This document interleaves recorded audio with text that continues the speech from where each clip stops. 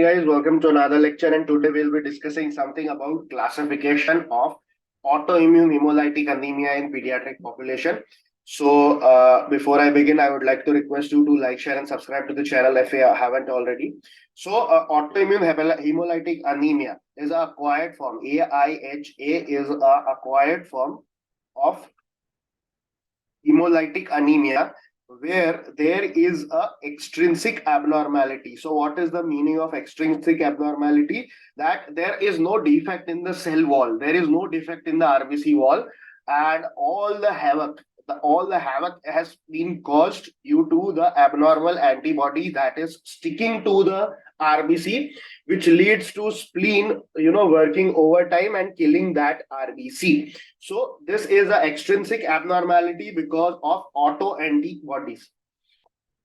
Autoantibodies, and usually the standard test for these autoantibodies is direct antiglobulin test, also known as direct Coombs test. Okay, DCT, direct Coombs test.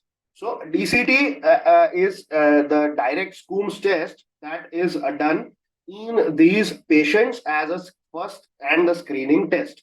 Now, this patients with AIHA can be either of three types. So it can be either a warm antibody disease, it can be cold antibody disease, and it can be a mixed variant. Now, what is the features of this? So firstly, you have to understand that warm antibody is the most common. More than 50% of the patients will have warm antibody disease. And what does warm antibody disease mean? That the maximum reactivity is seen at 37 degrees Celsius. Okay. While in cold antibody, the maximum reactivity is seen at 4 degrees Celsius. This does not mean that they will not react at any other temperature. This means that their maximum reactivity is there at the following temperatures and not the other way around. In mixed, both might be there. So, both can be seen. Now, as you know, the cold antibody is further divided into two parts. So, one is a cold agglutination syndrome. Cold agglutination syndrome and paroxysmal cold hemoglobinuria. Okay, paroxysmal cold hemoglobinuria. Now the CAS globinuria. Okay, the CAS occurs due to this usually occurs associated with the infections like mycoplasma or Epstein-Barr virus autoantibodies.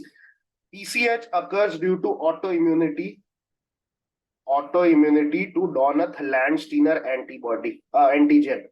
Donath-Landsteiner antigen against the antibodies that are there will lead to all the abnormality.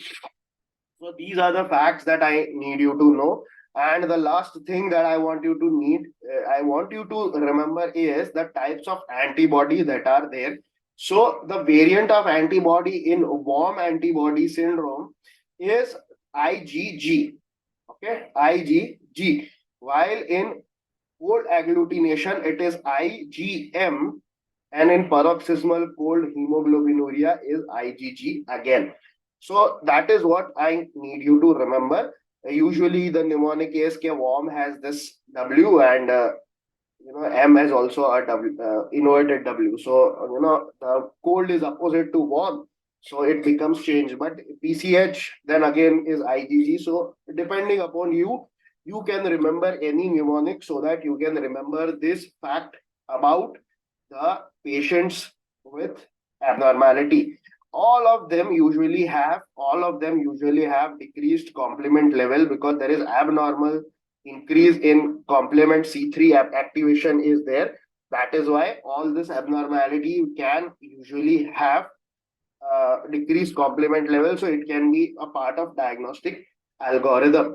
That's all for today, guys. I hope you like the video. And before I go, I would like to request you to go to my app. All the links are in description below, or download my app. or go to my website and check it out. It has wonderful courses on that. And make sure you follow me on Instagram for daily questions. Thank you so much, and I will see you in the next one.